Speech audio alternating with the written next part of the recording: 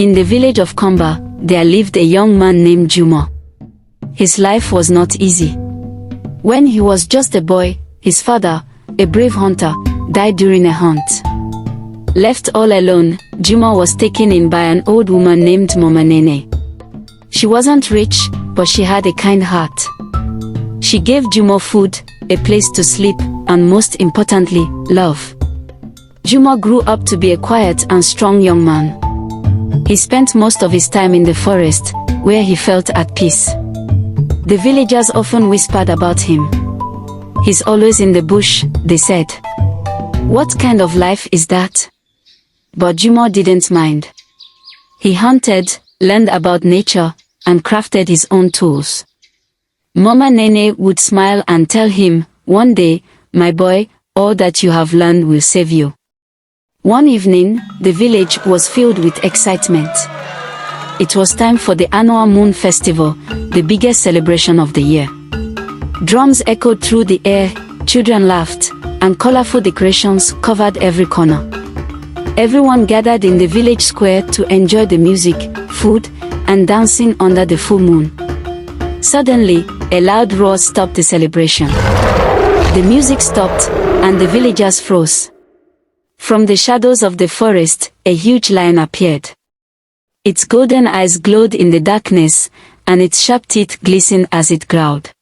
The beast looked hungry and dangerous. The villagers panicked. Some screamed and ran, while others tried to hide behind houses or trees. The lion prowled closer, ready to attack. At that moment, Jumo returned from the forest, carrying his spear. He had heard the noise and rushed to see what was happening. When he saw the terrified villagers and the lion, he didn't hesitate.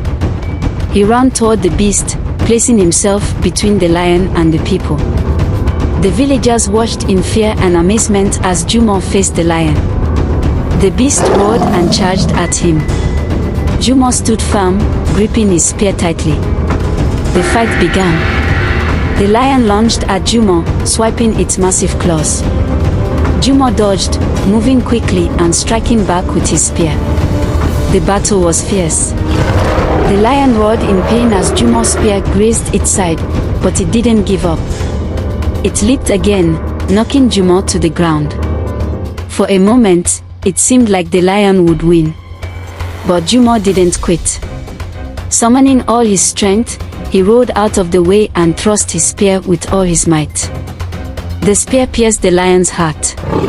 With a final roar, the beast fell to the ground, lifeless. The villagers cheered, but their joy quickly turned to concern. Jumo was badly wounded, with deep claw marks on his chest and arms. He collapsed to the ground, weak from blood loss. The villagers carried Jumo to the healer's hut. Mama Nene was by his side, holding his hand and whispering prayers. For days, Jumo lay unconscious, fighting for his life. The villagers brought food and herbs, hoping to help him recover. Finally, Jumo opened his eyes. The first thing he saw was the king, kneeling beside his bed. The king's daughter, Princess Amara, stood behind him, her face filled with gratitude. "Jumo," the king said, "you saved our people. Your bravery is unmatched. For this, I owe you a great debt." The king offered Jumo a great reward. He asked Jumo to marry his daughter, Princess Amara, who was known for her beauty and kindness. Jumo was surprised but humbled. He accepted the offer, and the princess smiled warmly at him. The king also declared Jumo the new head warrior of the village. From now on, the king said, "You will lead our warriors and protect our people." A few weeks later, the village held another celebration, this time for Jumo's wedding. The villagers sang songs of his bravery and danced in his honor.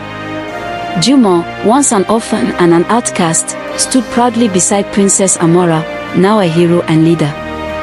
Though Jumo carried the scars of his battle, he wore them with pride. He had proven that courage and selflessness could turn anyone into a legend. And so, Jumo's story was told for generations, inspiring others to rise above their struggles and protect those in need.